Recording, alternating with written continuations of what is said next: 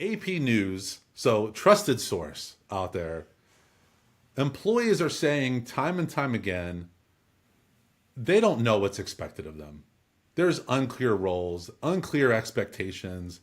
Are we hybrid? Are we not? Are we remote? Are we not? One that remote work is more productive. Another one says, no, everybody has to be in the office and then you're more productive. And people are like, no, hybrid is more productive. And it feels like employees are playing hot potato out there of like, who are we? What are we? Who am I in this organization? It feels like everything's sort of gotten thrown up in the air and it's 52 card pickup now.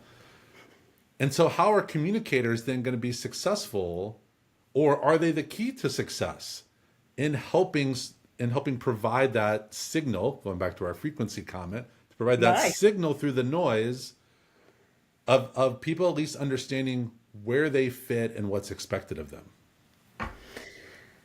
Is this a new problem?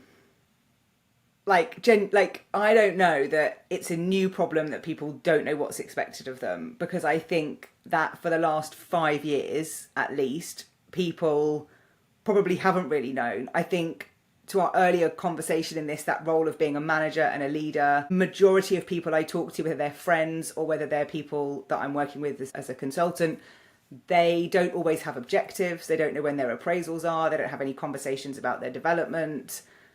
Like, they've got no idea. So if those things aren't happening, people will never know what's expected of them at that kind of sort of micro level for their role. I don't think leaders and organizations really know what they want to do with this return to office hybrid stuff anyway, because that's crystal clear. That is chaos at the moment. And for me, that comes from this lack of clarity around, these are our values, this is our culture. And I always say, start there. Depending on what your values and culture are, then build from that. Just being in what makes sense then for how you operate based on those. And I think that isn't clear. It's just all messy. And I think that no one knows what's expected.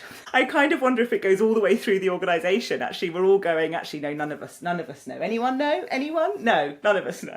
It's kind of where I think we are. To the AP's credit, their point was it is increasingly unclear. So it's only getting worse. I'm going to put the blame on leadership on this one. And here's why. Because in my opinion, leaders lead, doers do.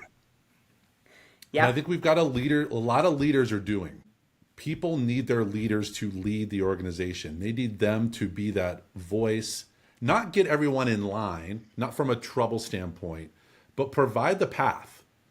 Here's the direction we're going.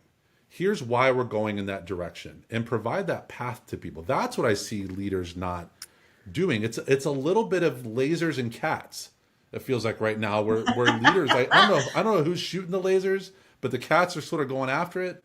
The companies I see that are being successful, it's a bit cliche to talk about, but they have strong leaders who have a established vision. It's not wishy-washy. It's not this quarter it's this, and next quarter it's this, and third quarter this.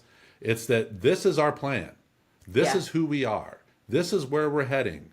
Got it? Good. And I feel like that trickle down, cascade, whatever word you want to use, that does make a difference to people. It's very clear to them what we're all doing. And I think that's missing in a lot of organizations.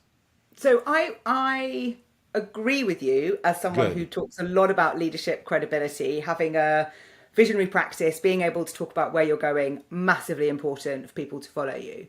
What I will say is I don't think it's entirely a leadership issue. I think it's like 95% that. But there is something about employees at different levels in organizations where we forget that we do often have agency over what we're doing.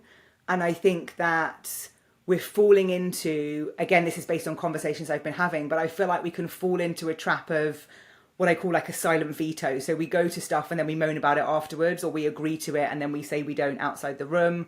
And I see that happening a lot. Like, I don't know why I should have to go to this meeting, so I'm going to go, but I'm going to turn my camera off. Or I don't understand, why this has gone wrong, but I'm not going to set up a meeting to talk. Like, there's just stuff where I feel like you can get hold of this. Like, if you want to not go to that meeting, then have the conversation and ask why you're being invited and then make the decision. Or if something's gone wrong, then book the meeting and have the conversation. It's like we've lost this ability to have control over some of that. And I know for some people that might be linked to confidence, or they might not feel they're at that level in an organization.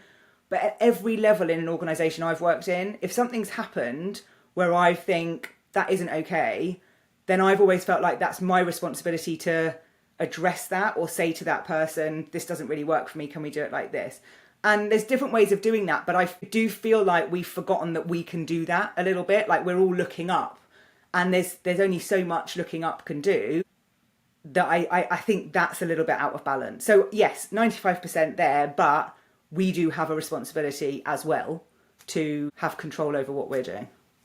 And I think there's, from my viewpoint, there's an element where I do think the pandemic had a little bit of an impact on this, where now I think there's a lot of leaders, and we see it in their commentary and in return to office communication, where they feel like they need to seize control of the organization. And leadership is not about control. And I think that's the mistake that I'm seeing, is that these leaders feel like they now have to seize control of, I'm now in charge of you.